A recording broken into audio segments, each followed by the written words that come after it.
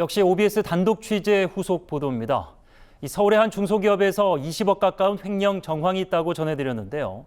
경찰이 모르쇠로 일관했던 이 회사 회계 담당자에 대해 구속영장을 신청했습니다. 조유성 기자입니다. 1년치 연봉을 매달 펑펑 써온 38살 이모 씨. 2년간 혼자 회계를 도맡아온 이 씨는 18억 넘는 회사 돈을 탕진하고도 떳떳했습니다. 저하고 무슨 통화가 하고 싶으신데요? 에르메스 샤넬 핸드백과 수십 장에 달하는 항공 티켓까지. OBS 보도 내용과 경찰이 파악한 횡령 액수 최소 18억 원 규모로 똑같습니다. 다 개인 사생활이나 또 이게 카드로도 긁은 부분이 있고 현금으로도 있기 때문에 개인 용도로 다 처리한 것 같아요. 법인 카드를 개인 카드처럼 썼고 회사 돈을 본인 통장에 옮기는 등 수법도 대담했습니다. 장부도 교묘하게 조작했습니다. 보통 이렇게 전표를 위조하는 수법도 있고 회사 법인 카드를 자기가 개인적으로 쓴 거를 카드를 이용해서 결제하는 방법도 있고. 최근 옮긴 회사와 이전 직장에서도 줄곧 회계를 도맡았던 점에 경찰은 주목합니다. 시흥경찰서는 오늘 이 씨에 대해 횡령과 사문서 위조 등 혐의로 구속영장을 신청했습니다. OBS 뉴스 조유성입니다. 네, 회사 잔고가 거의 사라질 정도의 거액 횡령, 직원들에게 피해가 돌아갈까 우려되는데 조유성 기자와 얘기 더 이어가 보도록 하겠습니다.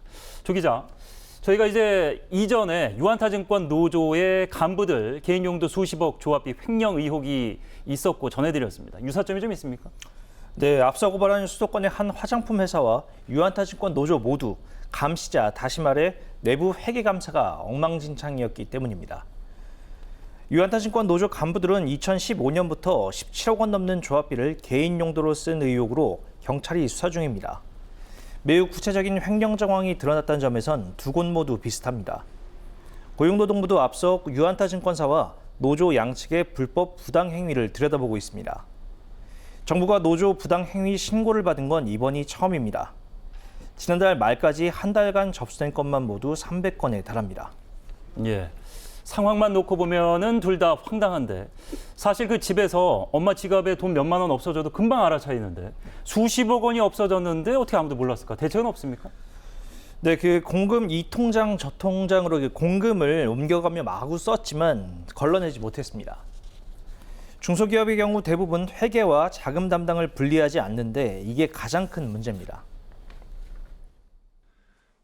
회계 쪽은 이제 실제로 기록하는 쪽이고 자금 쪽은 실제 돈을 지급하는 쪽이니까 집행하는 쪽. 그걸 혼자 보다 보면 자기가 기록하고 자기가 돈을 뜯고 하잖아요. 그러면 이제 그 나름대로 이제 그 유혹이 생기는 거죠. 이제. 네, 횡령 액수가 어마어마합니다. 그렇기 때문에 처벌에 관심이 가는데 대부분은 솜방망이 처벌이죠. 예, 그동안 당한 사람만 억울했던 게 사실인데요. 이번에 법의 잣대가 좀 엄중해졌습니다. 지난달 중소기업 회계 담당자로 일하면서 회사 돈을 빼돌린 40대 남성이 창원지법에서 징역 2년을 선고받았습니다.